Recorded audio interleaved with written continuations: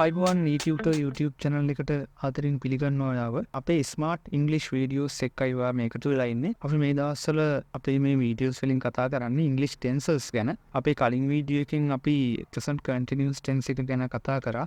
ඒ tense එකම තව ටිකක් අපිට කතා කරන්න තියෙනවා. ඒ නිසා අද අපි කතා කරන්නේ present continuous tense එක ගැන. එහෙනම් අපි බලමු අපි වීඩියෝ එකේ අද කතා කරන්නේ මොනවද කියලා.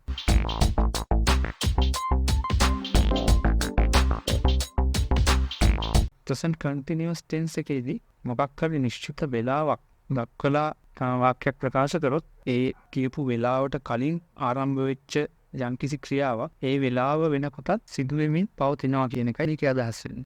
උදාහරණයක් කරගෙන අපි මේක පැහැදිලි කරගමු. At 7 I am having my dinner. එහෙම කිව්වොත් එහෙම මම මගේ රාත්‍රී ආහාරය ගන්න ආරම්භ කරලා තියෙන්නේ 7ට කලින්. ඒ වගේම රාත්‍රී 7 කියන වේලාව පහුවෙලත් මම ඒ මගේ ආහාරය ගන්න එක කරගෙන යනවා කියන එකයි මේකේ අදහස් වෙන්නේ. ඒ වගේම තව දෙයක් අපි කතා කරමු. සාමාන්‍යයෙන් always කියන පදය always කියන වචනය පාවිච්චි කරන්නේ simple present වාක්‍යවල. ඒකේ අර්ථය සෑම විටම කියන එක තමයි always කියන එකේ අර්ථය. සාමාන්‍යයෙන් continuous tense වල always කියන එක පාවිච්චි කරන්නේ නැහැ. ඒ වුණාට always කියන එක present continuous ක්‍රමයේදී අවස්ථා දෙකකදී අපිට පාවිච්චි කරන්න පුළුවන්. always කියන එක simple present වාක්‍යවල පාවිච්චි කරොත් උදාහරණයක් විදිහට I always do my duty. මම නිතරම මගේ රාජකාරී කරනවා. I always get up early. මම නිතරම උදේ නැගිටිනවා කියලා තමයි simple present වාක්‍යවල පාවිච්චි කරොත් මේකේ අදහස වෙන්නේ. ඒ වුණාට present continuous වල පාවිච්චි කරොත් හැම විටම කරනවා කියන එක නෙවෙයි මේකේ අදහස. මොකක් හරි සිදුවෙච්ච හරි කරපු හරි ක්‍රියාවක් ගැන අපේ අසන්තෝෂය අමනාපය ප්‍රකාශ කරන්න තමයි always පාවිච්චි කරන්නේ. අපි උදාහරණයකින් තව ටිකක් මේක පැහැදිලි කරගමු. I am always forgetting my keys. මට හැමදාම මගේ යතුරු ටික අමතක වෙනවා. මට හැමදාම යතුරු ටික අමතක වෙන එක මගෙන් වෙන අත්තරද්දක්. ඒ වගේ තමන්ගෙන් වෙන අත්තරදි ප්‍රකාශ කරන්න මේක පාවිච්චි කරන්න පුළුවන්. ඒ වගේම I am always waiting in the wrong queue. අපි වෙන කෙනෙක් කරන දෙයක් ගැන මේ විදිහට always පාවිච්චි කරලා present continuous tense වලින් අදහසක් ප්‍රකාශ කරොත් ඒකේ අදහස තමයි එයා කරන ඒ දේ ගැන අපි අකමැත්තක් ප්‍රකාශ කරනවා. උදාහරණයක් විදිහට අපි කලින් වාක්‍යෙම ගමු. He is always forgetting his keys. He is always forgetting his keys. එයා හැම වෙලේම එයාගේ අතුරු අමතක කරනවා. මේකෙන් අපි කියන්නේ එයා ඒ කරන ක්‍රියාව ගැන අපේ අසන්තෝෂයක් තියෙනවා කියන එකයි. ඉතින් මං හිතනවා ඒකත් ඔයාලට තේරෙන්නේ නැති කියලා. ඒ වගේම තව දෙයක් තියෙනවා. සාමාන්‍ය present continuous ක්‍රමයේ නොයෙදෙන ක්‍රියාපද තියෙනවා. මේ ක්‍රමයේ ප්‍රධාන වශයෙන්ම යොදාගන්නේ හිතාමතා උවමනාවෙන් කරන දේවල් ගැන ප්‍රකාශ කරන්න. මොනවාරි උත්සාහයක් දරලා කාලයක් ගත කරලා කරන ක්‍රියාවන් තමයි මේ ක්‍රමයෙන් ප්‍රකාශ කරන්නේ. මේවට අපි කියනවා නමක් action verbs කියලා. ඒ නිසා ක්ෂණිකව ඉබේ සිදුවන දේවල් මේ ක්‍රමයේ ප්‍රකාශ කරන්න බැහැ. ඒ වගේ අවස්ථාවල පාවිච්චි කරන්න ඕන simple present ක්‍රමය.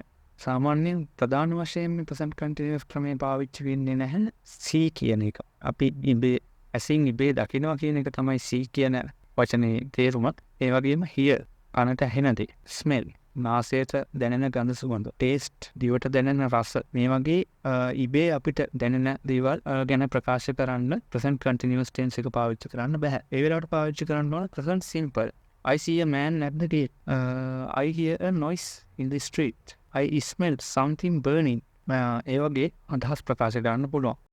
ඒ වුණත් අපි ඕමනාවෙන් කරන look බලනවා, ඕමනාවෙන් බලනවා කියන එක, watch ඒකත් අපි ඕමනාවෙන් බලනවා කියන එක, listen කියන එකට අපි සවන් දෙනවා කියන තේරුමින් පාවිච්චි කරොත් smell ඕමනාවෙන් මොකක් හරි ආග්‍රහණය කරනවා කියන අදහසින් අපි ප්‍රකාශ කරොත්, ඒ වගේම taste කියන එක රස බලනවා, රස දැනෙනවා වගේම රස බලනවා කියන එකට අපි taste කියන එක පාවිච්චි කරනවා. අන්න ඒ වගේ අවස්ථාවලදී present continuous tense එක පාවිච්චි කරන්න පුළුවන්. කවුරු හරි ඇහුවොත් what are you doing කියලා අපිට පුළුවන් කියන්න I am listening to the radio. ඒ වගේම තමයි මේ see hear කියන වචනය ප්‍රධානම පාවිච්චි කරන පෙනෙනවා, ඇසෙනවා කියලා ඒ තේරුම් වලින්. එහෙම නැතුව වෙන අර්ථ දක්වන්න මේ වාක්‍යය පාවිච්චි කරනවා. ඒ වගේ වෙලාවට මේ continuous ක්‍රමයෙන් පාවිච්චි කරන්න පුළුවන්. උදාහරණයක් විදිහට අපි කවුරු හරි කෙනෙක් හම්බෙන්න යනකොට අපි ඒකට see කියලා පාවිච්චි කරන්න පුළුවන්. I am seeing the doctor tomorrow. මම හෙට වෛද්‍යවරයා හම්බ වෙනවා. ඒ වගේ අවස්ථාවලදී මේ ක්‍රමය පාවිච්චි කිරීම වැරද්දක් නැහැ. see වගේම hear කියන එකත් අහනවා වගේදී පාවිච්චි කරන්න පුළුවන්. සාක්ෂි අහනවා. hearing evidence.